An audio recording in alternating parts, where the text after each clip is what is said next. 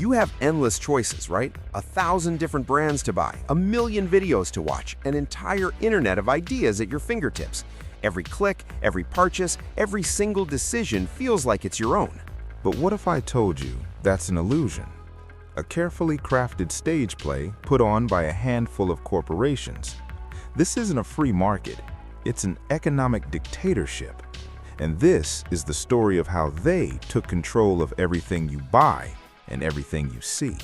The term free market promises a world of vibrant competition, innovation, and choice. It's a foundational belief of our modern world, but that promise has been broken. The system we live in today doesn't promote competition, it actively works to kill it.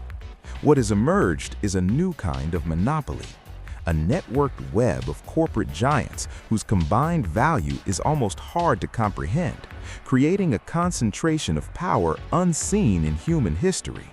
While the numbers are always in flux, the combined market value of just a few of the top tech firms like Apple, Microsoft, and Nvidia has soared past $11 trillion. When you zoom out to include other dominant players in finance, consumer goods, and energy, you start to see the architecture of a global oligarchy. This isn't about one company owning everything. It's about a handful of them controlling the invisible infrastructure of our daily lives. This system has perfected the illusion of choice. You might be choosing between hundreds of brands in the supermarket, but you're often just picking between different arms of the same corporate body.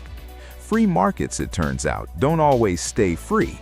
Left unchecked, they become a winner-take-all battlefield, and the winners really don't like to share the throne.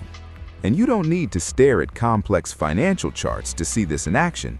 You just have to walk down your local supermarket aisle. Need laundry detergent? You could buy Tide, Ariel, or Gain. It doesn't matter. You're giving your money to Procter & Gamble. Need to shave? Gillette is also owned by P&G. Grabbing some snacks and a drink?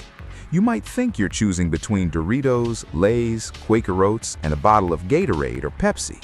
But all those roads lead directly to one company, PepsiCo.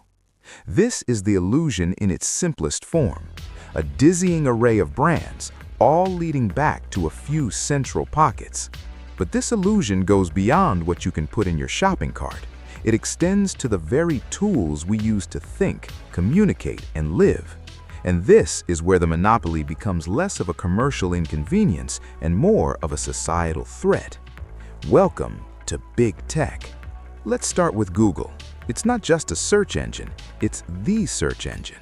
With a global market share that consistently hovers over 90%, Google has become the de facto gateway to the internet. How does it keep this dominance? By paying for it. It's estimated that Google pays Apple around $20 billion every single year just to be the default search engine on the iPhone. A landmark ruling in 2025 found these kinds of exclusive deals to be monopolistic, but with remedies and appeals continuing into 2026, the battle is far from over. And that's just search. A separate, ongoing case alleges Google illegally monopolized the online advertising market, with a potential outcome being the forced sale of its ad business. Then there's Amazon. The Everything Store is facing an FTC trial scheduled for October 2026, which will examine claims that it abuses its power by punishing sellers who offer lower prices elsewhere and strong-arming them into using its expensive logistics services. Amazon's ambition doesn't stop at retail. Its attempt to buy iRobot, the maker of the Roomba vacuum, was a clear signal of its plan to dominate the smart home and, by extension, our personal data. That deal was eventually called off because of regulatory pressure, but the strategy is the same: expand, control, and snuff out the competition. This pattern of neutralizing threats is a core part of the playbook. Just look at Meta. It didn't invent the best social network, it bought it. The acquisitions of Instagram and WhatsApp weren't just about adding new products, they were about eliminating future rivals before they could grow. The FTC tried to force Meta to sell these apps, but the case was rejected in 2025, partly because the court argued that TikTok and YouTube now provide enough competition to dilute Meta's power. Still, the strategy worked. buy out any potential competitor before they become a real threat. And what about Apple? With a market value that dwarfs the GDP of most countries, Apple has built what the Department of Justice calls a smartphone monopoly. By creating a tightly controlled ecosystem, the walled garden, Apple effectively locks consumers in. The App Store requires developers to pay commissions between 15 and 30%, and the DOJ's lawsuit, set for trial after 2025, alleges the company deliberately suppresses technologies that would make it easier for you to switch to a competitor. So how did we get here? How did the very system designed to prevent this level of control fail so spectacularly? It wasn't an accident, it was a choice, or rather a series of choices driven by immense corporate influence. For decades, antitrust enforcement has been systematically weakened. Corporations have spent billions lobbying for deregulation. Between 1998 and 2008 alone, the U.S. banking industry spent billions on lobbying, a factor that helped grease the wheels for the 2008 financial crisis. There was a time when America wasn't afraid to break up monopolies. The breakup of AT&T's telephone monopoly in the 1980s unleashed a wave of innovation and competition. But that mindset has faded, replaced by a belief that big is better, allowing a new generation of monopolists to rise, more powerful and more woven into our lives than ever before. This isn't just an academic discussion. This is about the world you live in, the prices you pay, and the information you see. If you think understanding this system is the first step toward demanding a better one, take a second to subscribe. We're all about uncovering how the world really works. So what does this economic dictatorship actually mean for you? For starters, it means you pay more for less. Without real competition, there's no pressure to lower prices or improve quality. Airlines, internet service providers, tech companies, in sector after sector, consolidated power leads to worse deals for you, the consumer. It also means small businesses and entrepreneurs are being systematically choked out. The dream of starting a business and taking on the giants is becoming a fantasy. You can't compete on a playing field that is tilted so heavily in favor of the incumbents, who can use their massive scale to crush any newcomer before they even get started. This isn't the creative destruction of capitalism, it's the brute force suffocation of new ideas. But the most profound implication is the one that's hardest to see. This immense economic power inevitably becomes political power. When a few companies control the flow of information, the platforms for public debate, and the data of billions, they hold a power that rivals governments.